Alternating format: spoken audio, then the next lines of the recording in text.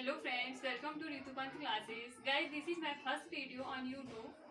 So by the help of my YouTube channel, we will prepare for many teaching examination like UTET, CTET, LT lecturer and NET also.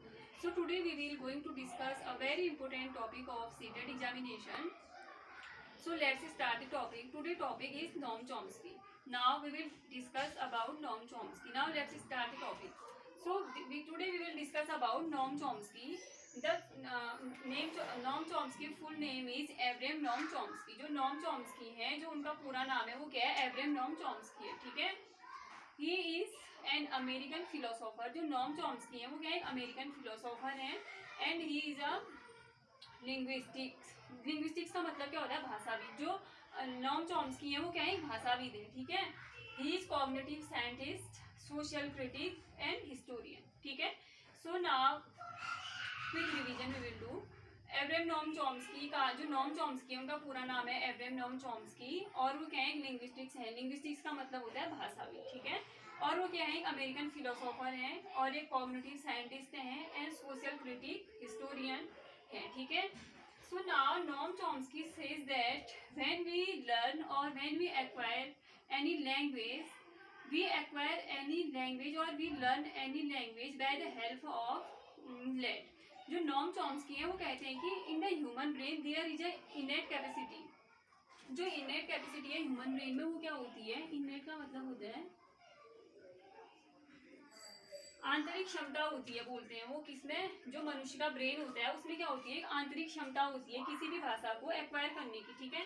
तो जो lead होता है ना, lead LAD, इसका full form होता है language acquisition device. तो इसको हिंदी में बोलते हैं भाषा अधिग्रहण यंत्र. तो जो नॉम चॉम्स्की है वो कहते हैं कि हम किसी भी भाषा को या हम किसी भी भाषा को हम कैसे अर्जित करते हैं, कैसे सीखते हैं. हमारे जो ह्यूमन ब्रेन होता है उसमें क्या होता है? एक LAD होता है, लेड होता है, ठीक है. लैंग्वेज एक्विजिशन डिवाइस होती है जो हमें क्या करती है? किसी भी लैंग्वेज को सीखने में हमारी हेल्प करती है, ठीक है.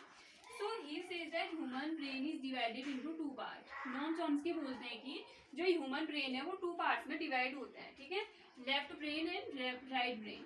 Left brain and right brain. जो लेफ्ट ब्रेन होगा, लेफ्ट ब्रेन में क्या होगा? हमारा लैंग्वेज डेवलपमेंट होगा, ठीक है. Language development. Left brain is responsible for language development and right brain is responsible for creativity, ठीक है. सो नॉम चॉम्स्की कहते हैं कि अगर हम किसी भी भाषा को सीख रहे हैं तो हम क्या कहते हैं 5 वर्ष तक की जो हमारी उम्र होती है हम तब किसी भी भाषा को इजीली सीख सकते हैं, ठीक है.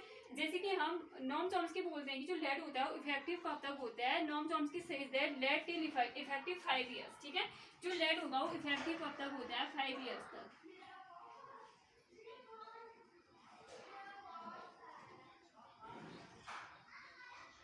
You guys have to highlight the topic.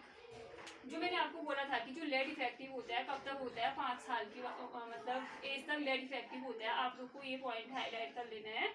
और now I will give you one example. जैसे कि हम एक 5 साल का बच्चा है उसे कोई भाषा सिखा रहे हैं, जो 25 साल का बच्चा है उसे कोई भाषा सिखा रहे हैं, ठीक है. लेकिन जो 5 साल का बच्चा है ना वो भाषा को जल्दी सीखेगा और जो 25 साल का इंसान है इसको भाषा को सीखने में टाइम लगेगा, ठीक है. क्यों? जो हमारे नॉम चॉम्स्की है वो बोलते हैं कि जो हमारा लैंग्वेज एक्विजिशन डिवाइस होता है वो 5 साल की उम्र तक ज़्यादा इफेक्टिव होता है, ठीक है. तो अगर हम 5 साल की उम्र तक किसी भी लैंग्वेज को सीखें तो हम जल्दी सीख लेंगे इसके कंपैरिजन में कि हम बाद में सीख रहे हैं, ठीक है. तो Noam Chomsky talks about 2 things. He talks about universal grammar and generative grammar, ठीक है. Now you have to underline the 2 important topic just I have explain you. जो मैंने आपको बोला था कि नॉम चॉम्स्की जेनरेटिव ग्रामर और जेनरेटिव ग्रामर के विषय में बात करते हैं और यूनिवर्सल ग्रामर के विषय में बात करते हैं. आपको ये टॉपिक क्या कर लेने हैं? हाईलाइट कर लेने हैं, ठीक है. तो now we will talk about what is universal grammar. जो यूनिवर्सल ग्रामर होता है, यूनिवर्सल ग्रामर होता क्या है?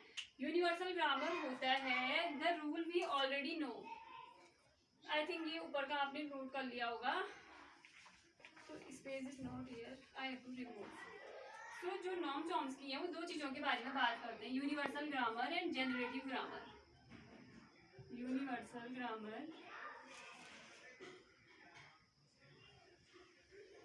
And generative grammar. आपको ये टॉपिक भी हाईलाइट करना है, universal grammar and generative grammar, because आप प्रीवियस ईयर के अगर क्वेश्चन पेपर देखेंगे तो आपको ये दिखेगा कि वहाँ पे आपको दिया क्वेश्चन आएगा आपके पेपर में कि यूनिवर्सल ग्रामर के विषय में कौन बात करते हैं। आपके पास ऑप्शन होंगे स्किनर, थॉर्नडाइक या नॉर्म चॉम्स्की, और आपको कोई और ऑप्शन और मिल जाएगा, पावलो। तो आपका जो करेक्ट आंसर होगा वो क्या होगा पेपर में, आप किसे टिक करोगे, नॉर्म चॉम्स्की को, क्योंकि जो यूनिवर्सल ग्रामर और जेनरेटिव ग्रामर के विषय में बात कौन करते हैं, हमारे नॉर्म चॉम्स्की करते हैं, ठीक है।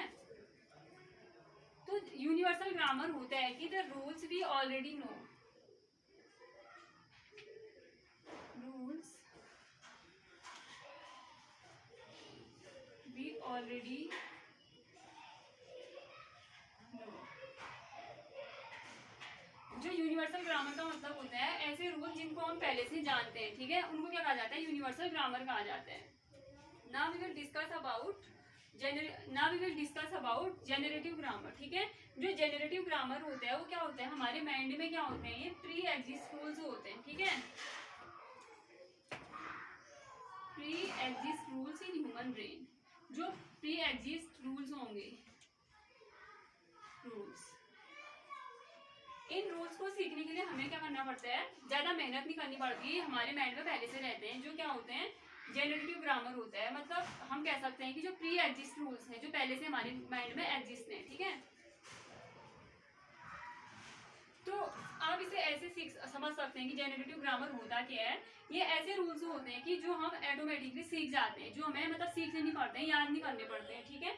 Now I think that I hope you will understand the topic very well. Now I will tell you few topics, points of the topic.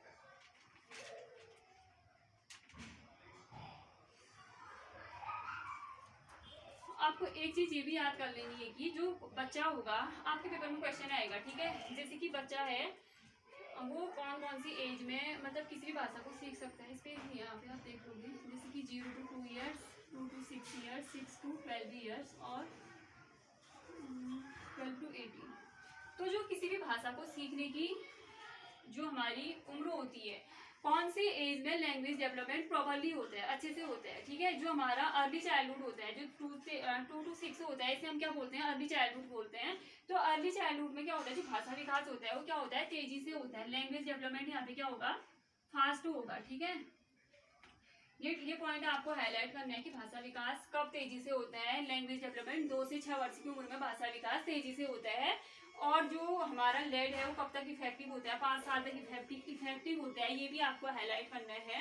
और आपको ये भी ध्यान देना है कि आपके पेपर में क्वेश्चन आएगा कि left brain is responsible for work. तो आपको बताना है कि लेफ्ट ब्रेन जो रिस्पॉन्सिबल होगा वो लैंग्वेज डेवलपमेंट के लिए होगा, और जो राइट ब्रेन रिस्पॉन्सिबल होगा क्रिएटिविटी के लिए होगा। जैसे पेपर में आपको कंफ्यूज करने के लिए ऑप्शन दे दिए जाएंगे कि लेफ्ट ब्रेन रिस्पॉन्सिबल है लैंग्वेज डेवलपमेंट के लिए, क्रिएटिविटी के लिए या थिंकिंग के लिए, आपके पास कोई और ऑप्शन भी हो सकता है। तो आपको जो लेफ्ट ब्रेन रिस्पॉन्सिबल होगा लैंग्वेज डेवलपमेंट के लिए होगा, इस पर टिक करना है। और इसमें आपको universal grammar and generative grammar पे फोकस करना है, क्योंकि ये पेपर में पूछा जाता है। अगर आप प्रीवियस ईयर के क्वेश्चन को उठा के देखेंगे तो आपको ये सारी चीज़ें यहाँ से दिखेंगी। सो आज का टॉपिक यही था। Tomorrow we will discuss about another topic.